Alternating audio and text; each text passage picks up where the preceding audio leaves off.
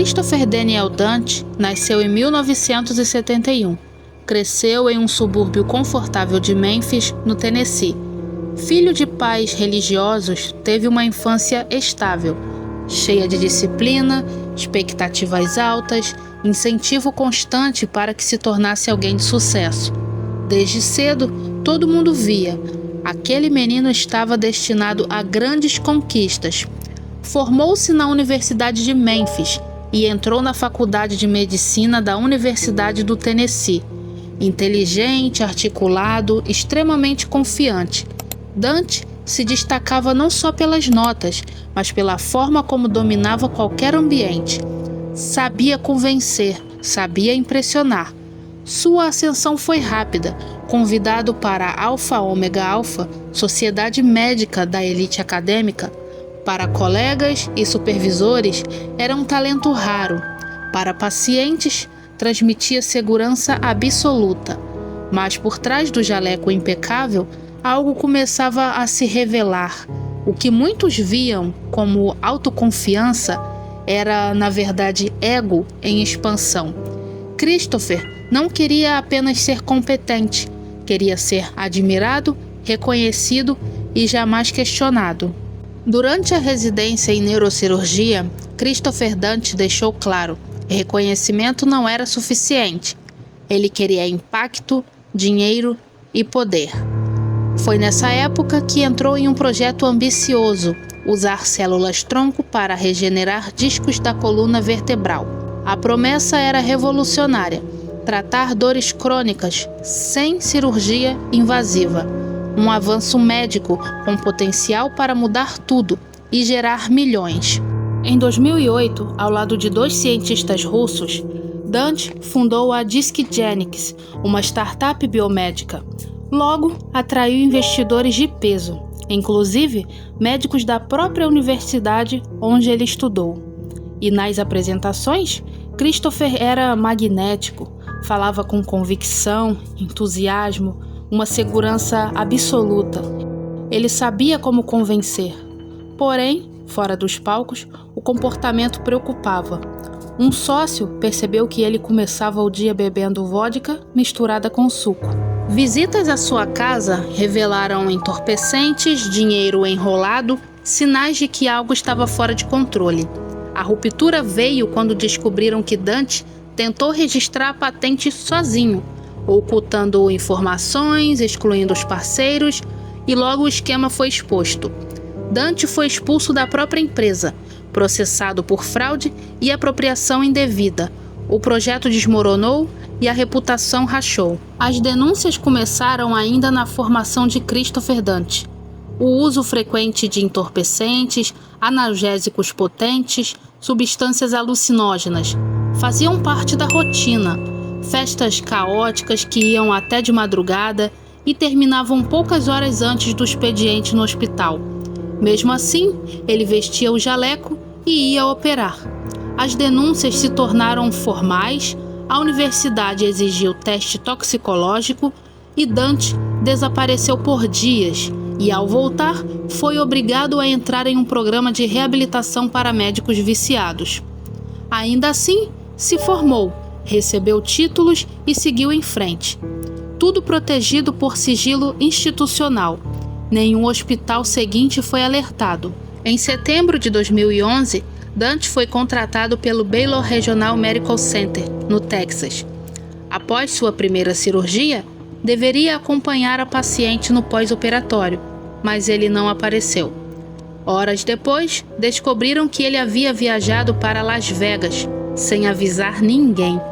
O hospital o dispensou, mas, por falhas burocráticas, seus privilégios cirúrgicos continuaram ativos. Pouco tempo depois, Christopher voltou à mesa de cirurgia. Ninguém o impediu. Em 30 de dezembro ainda naquele ano, operou Lee Passmore, um homem com dores crônicas nas costas. Cirurgia de fusão espinhal, considerada rotina. O cirurgião vascular, Mark Horn, acompanhava o procedimento. E durante a operação, Dante começou a cortar um ligamento próximo à medula, uma área que jamais deveria ser cortada. O sangue jorrou. O campo cirúrgico virou caos. Horn gritou, tentou intervir, até chegou a arrancar alguns instrumentos da mão de Dante para fazê-lo parar. Era tarde. Parte da coluna foi destruída e a vida do paciente colocada em risco. Para Mark Horn, aquilo não foi erro técnico, foi uma barbárie. Horas depois, Dante teve a capacidade e ousadia de descrever aquela cirurgia como maravilhosa e realizada com sucesso. Em janeiro de 2012, Barry Margaloff era dono de uma empresa de piscina. Trabalhava com o corpo todos os dias, até que as dores na coluna se tornaram constantes. O seu médico foi claro: nada de cirurgia, apenas exercícios, fisioterapia, uma leve perda de peso, já bastaria. Barry não quis esperar, procurou outra opinião e recebeu um cartão. Dr. Christopher Dante. Na internet, o nome era impecável. Avaliações elogiosas, depoimentos emocionados, histórias de recuperação quase milagrosa. No consultório, Dante parecia exatamente aquilo, confiante, convincente e absoluto. Olhou Barry nos olhos e disse: "Eu posso consertar você." A cirurgia foi marcada para 11 de janeiro, um procedimento considerado simples. Para acompanhar, o hospital chamou o cirurgião vascular Dr. Randall Kirby. Minutos depois do início, Kirby percebeu que algo estava errado. Dante usava instrumentos inadequados, ignorava técnicas básicas, violava protocolos elementares. Quando alertado, não corrigia, não questionava, apenas seguia em frente. Alarmado, Kirby abandonou a sala de cirurgia, recusou-se a compactuar. Para ele, aquilo não era erro, era perigo. Barry sobreviveu, mas saiu destruído. Fragmentos ósseos foram deixados dentro do canal espinhal. A dor que deveria desaparecer se transformou em sofrimento diário. Caminhar virou um desafio e o seu corpo começou a falhar. Hoje, Barry vive com uma bengala e os médicos são diretos, abre aspas. Com o avanço da cicatrização interna, a dor aumentará e o movimento desaparecerá, fecha aspas. E mesmo assim, Christopher Dante continuava operando. Poucos dias após a cirurgia de Barry, Christopher voltou à sala de operações e dessa vez, o paciente não era um desconhecido. Durante a faculdade, os dois jovens eram inseparáveis. Jogavam futebol americano juntos, dividiram festas, segredos e sonhos. Anos depois, Jerry ajudou Christopher a montar o laboratório de pesquisa que ele tanto ostentava. Quando Dante conseguiu um trabalho em Dallas, levou o amigo junto. Passaram a morar em um prédio de luxo no centro da cidade. Jerry permaneceu ao lado dele, confiando. Mas Jerry carregava dores crônicas no pescoço, resultado de uma antiga lesão no futebol, agravada por um acidente de carro. A dor se tornou constante e insuportável. E então veio o erro fatal. Ele pediu ao próprio Christopher, seu melhor amigo, que o operasse. A cirurgia era uma fusão cervical, um procedimento considerado rotineiro.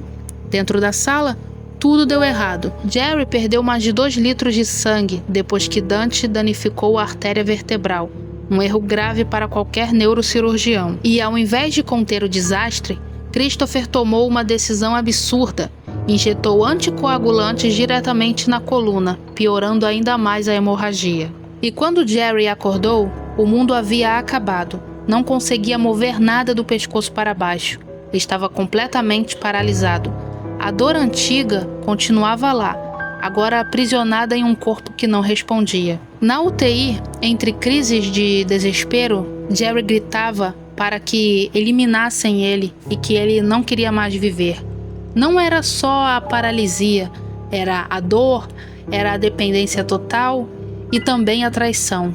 Jerry viveu anos preso a uma cadeira de roda, precisando de cuidados 24 horas por dia. Ele faleceu em 10 de fevereiro de 2021, aos 50 anos, destruído pelas mãos de quem ele mais confiava. E mesmo após isso, Christopher Dante continuou operando. Após 3 semanas afastado, o hospital permitiu seu retorno. com uma condição: apenas procedimentos simples, de baixo risco. Acreditavam que isso bastaria, mas não bastou. Sua primeira paciente foi Kelly Martin, professora do ensino fundamental. Ela havia sofrido uma queda doméstica e apresentava uma lesão nervosa leve. A cirurgia era tão simples que o hospital nem designou um supervisor. Durante o procedimento, a pressão arterial de Kelly despencou e, ao acordar, entrou em agitação extrema, arranhando a própria perna como se sentisse uma dor insuportável. E a equipe a sedou. Ela nunca mais acordou. A autópsia revelou a verdade. Dante havia cortado um vaso vital da medula espinhal. Kelly perdeu sangue internamente até perder a vida. Sozinha, sedada, sem aviso, nenhum alarme, nenhuma explicação. Apenas silêncio. E mais uma vida perdida por confiar em um homem errado. Antes de ser expulso, em abril de 2012, Christopher Dante pediu demissão. A Baylor assinou uma carta dizendo que não havia qualquer problema em sua conduta. Nada foi reportado ao Banco Nacional de Médicos, nenhum alerta foi emitido. E com um nome limpo, Christopher seguiu para um outro hospital. O sistema que deveria proteger pacientes escolheu proteger a própria reputação. E com isso permitiu que ele continuasse operando. E seu próximo destino foi o Dallas Medical Center. Agora no hospital metodista, Floella Brown tinha 64 anos. Estava quase se aposentando depois de uma vida inteira de trabalho. Ela só queria aliviar as dores no pescoço e nos ombros. E em 24 de julho de 2012, ela entrou na sala de cirurgia esperando algo simples. 30 minutos depois, os gritos de Christopher Dante cortaram o silêncio. É muito sangue, eu não consigo ver. Tirem esse sangue. O enfermeiro entrou em pânico. Nunca tinha visto nada assim. O sangue jorrava, Floella ficou azul e a sala virou um caos. Toalhas eram jogadas no chão, tentando conter o fluxo. O motivo era brutal. Dante havia tirado um osso de onde nem precisava mexer e perfurado a artéria vertebral da paciente. Erro grotesco e catastrófico. Floella sobreviveu à cirurgia, mas não às consequências. No dia seguinte, perdeu a consciência. A pressão intracraniana disparou. E enquanto isso, Dante se preparava para operar outra paciente. Mary Efford tinha 71 anos. Ativa, independente, buscava alívio para dores nas costas. Algo chamou a atenção da enfermeira. Dante vestia o mesmo uniforme rasgado e sujo de dias. Seus olhos vidrados, pupila dilatada, expressão vazia. E mesmo assim, ninguém o impediu. Enquanto isso, Floella lutava na UTI. O hospital levou 90 minutos para localizar Dante. Quando soube da gravidade, sugeriu uma craniotomia, procedimento que o hospital nem tinha estrutura para fazer. Contrariado, ele reagiu com ameaças. Floella foi transferida às pressas, mas já era tarde. Enquanto isso, Mary acordava da cirurgia, mas não conseguia mover os pés e nem conseguia virar o pescoço. Estava paralisada. O hospital chamou o Dr. Robert Anderson e, ao ver as imagens, ficou em choque. Quando soube quem operou, disse sem hesitar, abre aspas, "Isso não é um médico, isso é um impostor", fecha aspas. No dia seguinte, Anderson reabriu a cirurgia de Mary. Encontrou 3 perfurações na coluna, parafusos implantados e retirados sem critério. Um atingiu o canal cervical. O outro destruiu nervos da bexiga e de uma das pernas. Fragmentos ósseos estavam espalhados, tecidos abandonados, uma destruição pura. Foi então que o Dr. Robert Anderson decidiu que não ficaria em silêncio. Ele sabia que o sistema estava quebrado, mas também sabia que alguém precisava enfrentá-lo. Procurou autoridades médicas, conselhos, universidades, e a resposta era sempre a mesma: formulários, protocolos e muita burocracia. Um labirinto criado não para proteger pacientes, e sim para enterrar problemas. Em 2012, a situação explodiu. 6 médicos se uniram e formalizaram denúncia contra Dante. As evidências eram claras, ele era uma ameaça real. Enquanto os papéis circulavam, Dante continuava operando. E em dezembro de 2012, Os doutores Anderson e Ivan Dalk encontraram o caso que desmontariam qualquer tentativa de negação. Jacqueline Troy. Após uma cirurgia no pescoço feita por Dante, ela perdeu a voz. E em janeiro do ano seguinte, Christopher Dante foi finalmente denunciado ao Banco Nacional de Médicos, não por antigos empregadores, mas pelo Hospital Metodista, que se recusou a conceder-lhe privilégios cirúrgicos. Apesar da denúncia ter sido feita tarde demais e o estrago já tivesse sido feito, o mais absurdo é que mesmo depois disso, Dante conseguiu outro emprego. Foi contratado por uma clínica cirúrgica e em maio de 2013 chegou a mais um hospital pronto para continuar. Vítimas falavam, médicos insistiam e o nome Doutor Morte começou a circular até mesmo fora dos corredores hospitalares. Em Dallas, Christopher Dante continuava se movendo como uma sombra. E para o sistema, ele ainda era só mais um cirurgião promissor. Mas, para quem começava a enxergar a realidade, ele era muito pior. Desde jovem, Christopher Dante tinha um sonho: ser jogador profissional de futebol americano. Não era talento natural. Era mais fraco, menor e inferior aos outros. Mas compensava com obsessão. Treinava até a exaustão, forçando o corpo além do limite. O esforço até que trouxe resultados. Ele ganhou força, peso, conseguiu uma bolsa universitária. Parecia o começo de tudo, mas a realidade bateu forte. Ao se transferir de faculdade, percebeu que não era especial. A concorrência era brutal e ele não se destacava. Desiludido, voltou para perto da família, e foi aí que levou o golpe final. Por causa das transferências, perdeu a elegibilidade para jogar. O futebol acabou ali, de uma vez e sem despedida. Amigos dizem que Dante nunca mais foi o mesmo. Algo dentro dele se quebrou. A medicina surgiu como alternativa, não como vocação.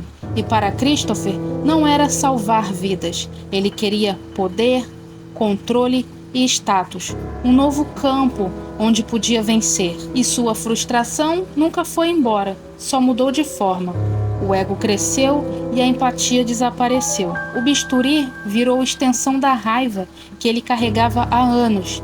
Cada paciente virou apenas um corpo, cada cirurgia um palco e cada erro uma demonstração de desprezo. Christopher Dante não falhou como médico por acaso, ele falhou primeiro como homem, e o sistema deixou que ele transformasse sua frustração em destruição. Em janeiro de 2014, foi aí que tudo começou a ruir. Christopher Dante foi parado pela polícia vagando pela estrada, com 2 pneus furados e completamente bêbado. Logo vieram os relatos: relacionamentos caóticos, ex-strippers, furtos em lojas e prisões. O cirurgião promissor agora parecia um homem fora de controle. Mas o pior ainda estava escondido. Em 2015, a promotora Michelle Shughart decidiu ir a fundo. Ela sabia que Dante não era só incompetente, havia algo mais, algo muito mais sombrio. O problema? O tempo. Restavam apenas 4 meses antes que o caso prescrevesse. E então o julgamento começou em janeiro de 2017. O tribunal virou um espetáculo impossível de ignorar. Vítimas em cadeiras de rodas, muletas, corpos destruídos, vidas dilaceradas. E lá estava ele, calmo, sem demonstrar qualquer tipo de arrependimento. Uma testemunha-chave surgiu, Kimberly Morgan, uma ex-assistente e ex-namorada, que revelou o lado sombrio de Dante. Abre aspas. Ele era doce e gentil com os pacientes, mas por trás das portas fechadas era completamente diferente. Fecha aspas. Um e-mail ameaçador que ele enviou para Kimberly falava de si mesmo como um assassino frio de pedra, arrogante, acima de todos, e a defesa disse que era sarcasmo, mas as vítimas continuavam a crescer. E o veredito? Culpado. Pela primeira vez na história dos Estados Unidos, um médico foi condenado por causar danos graves a um paciente em cirurgia, e a sua pena, prisão perpétua. Mesmo assim, a família implorou por compaixão. Contou a história de um garoto doce que cuidava de passarinhos e que amava cachorro. O júri não cedeu. Em fevereiro de 2017, Dante ouviu sua sentença final: prisão pelo resto da vida. O homem que começou com um futuro promissor agora estava atrás das grades, sem chance de redenção. As feridas deixadas por Dante não cicatrizavam, nem com o tempo e nem com a justiça. Elas estão na coluna de quem mais andou, na voz de quem foi silenciada e nas famílias que perderam alguém na mesa de cirurgia. Somente em junho de 2023 algo mudou. O governador do Texas, Greg Abbott, sancionou a Lei HB 1998. Na prática, médicos suspeitos não poderão mais se esconder atrás de jalecos limpos e burocracias falhas. Com isso, mais fiscalização e mais responsabilidade. Porém, o preço foi alto demais. A investigação revelou algo assustador. Pelo menos 49 médicos atuavam no Texas com licenças revogadas em outros estados. E o dado mais perturbador: em 2011, 47% dos hospitais não relataram suspeições ou restrições de médicos. Entre maio de 2011 e junho de 2013, Dante realizou 38 cirurgias. 32 pacientes com sequelas irreversíveis e 2 pacientes perderam a vida. Aquele amigo de Dante, falado no meio desse vídeo, Jerry, ele perdeu a vida alguns anos depois por complicações diretas da cirurgia. E hoje, Dante está atrás das grades. Só poderá pedir liberdade condicional em 2045, quando estiver com 74 anos de idade. Vivemos em um mundo que nos ensina a confiar sem questionar. Confiamos em pessoas, instituições, títulos, muitas vezes só pela aparência. Esse caso de hoje mostra que por trás de jalecos, cargos e discursos impecáveis podem haver intenções que ninguém imagina. Não por paranoia, mas porque o mal quase nunca se apresenta como uma ameaça. Ele se disfarça de normalidade. Questionar não é desconfiar de tudo, é ser prudente. Confiança cega não protege ninguém. Prudência, sim. E a lição maior não é só sobre médicos ou hospitais. É sobre o que acontece quando frustração, raiva silenciosa e sensação de injustiça crescem sem que ninguém preste atenção. Quando os sinais são ignorados, as consequências deixam marcas que nunca desaparecem.